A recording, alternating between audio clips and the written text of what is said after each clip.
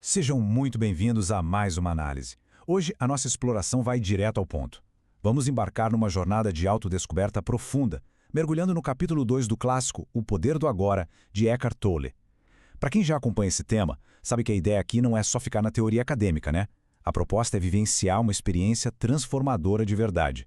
Vamos destrinchar esses conceitos juntos e ver como eles mudam completamente a forma como a gente enxerga a realidade. Preparados? Então, vamos nessa!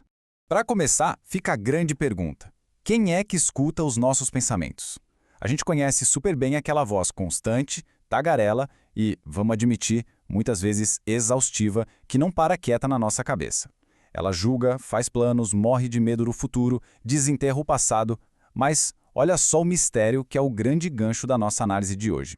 Se somos nós que estamos pensando, quem é essa entidade silenciosa lá no fundo que está escutando todos esses pensamentos?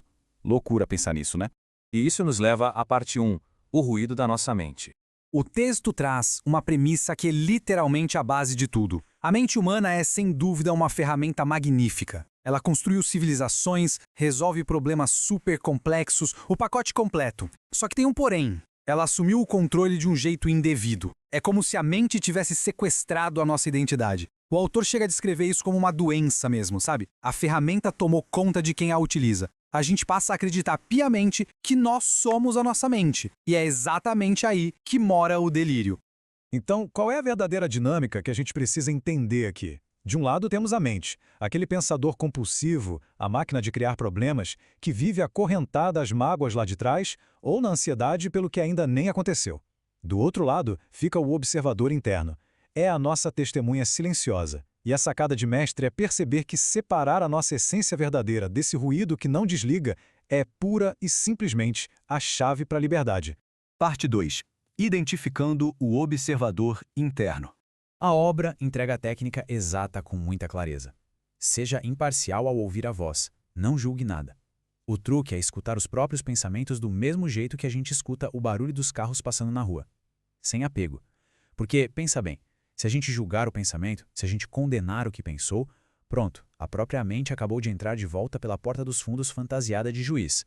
Apenas observar, sem reagir, quebra o poder do ego na mesma hora. A gente cria um espaço onde o pensamento existe de um lado e, totalmente separado, existe a presença consciente que está só observando.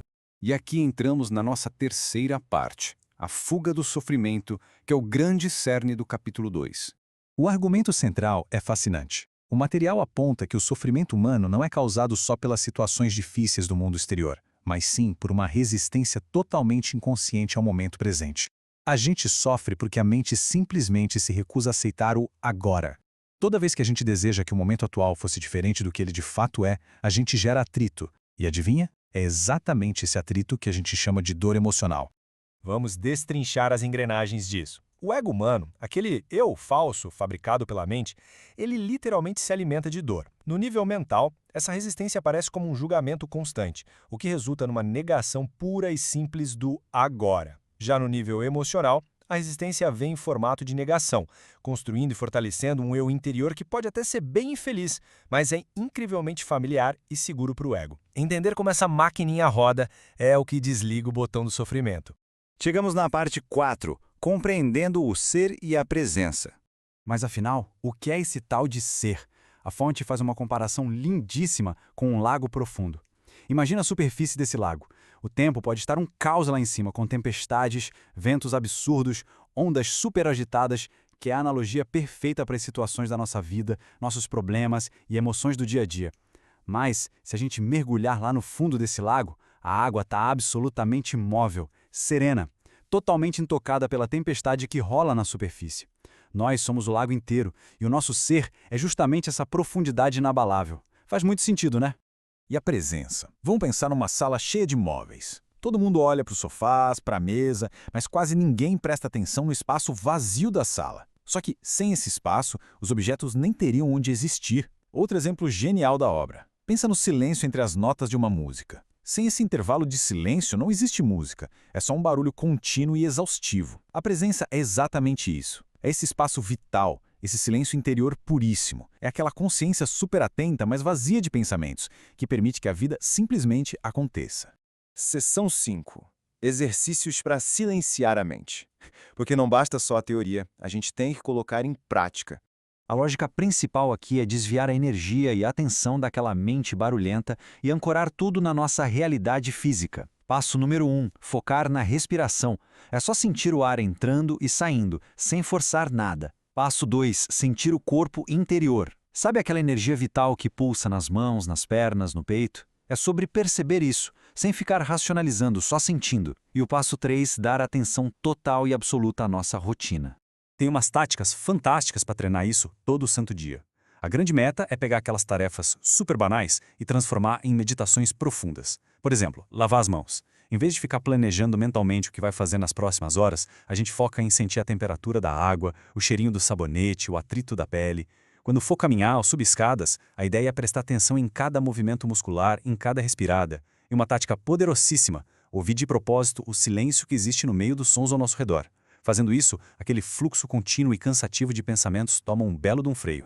O material também compartilha um exercício mais direcionado, tipo um escaneamento corporal, que é perfeito para fazer deitado na cama antes de dormir ou assim que acordar. A instrução é super direta, deitar de costas e focar a atenção intensamente em diferentes partes do corpo. Foca nos pés, depois nos braços, no abdômen, segurando uns 15 segundos em cada parte. Depois disso, a gente tenta sentir o corpo inteiro, de uma vez só, como um único campo de energia luminoso. É sensacional, porque inunda o corpo de consciência e espanta para longe qualquer negatividade ou restinho de ruído mental. E para amarrar a nossa exploração de hoje, fica aqui um pequeno teste prático imediato que o próprio autor sugere. O que está se passando na nossa mente neste exato momento? Vamos esperar agora, com atenção máxima, para ver qual é o próximo pensamento que vai aparecer. Todo mundo à espreita, feito um gato esperando o rato sair do buraco. Perceberam o que acabou de acontecer? Durante essa espera mega alerta, a mente simplesmente apagou, ficou em branco, não teve pensamento nenhum, só uma presença intensa. Esse é o famoso momento do agora. E é bem aí nesse espacinho de silêncio que mora toda a paz verdadeira. Fica então a provocação para que a gente continue explorando e esticando esse espaço de silêncio no nosso dia a dia. Fiquem bem e até a próxima exploração.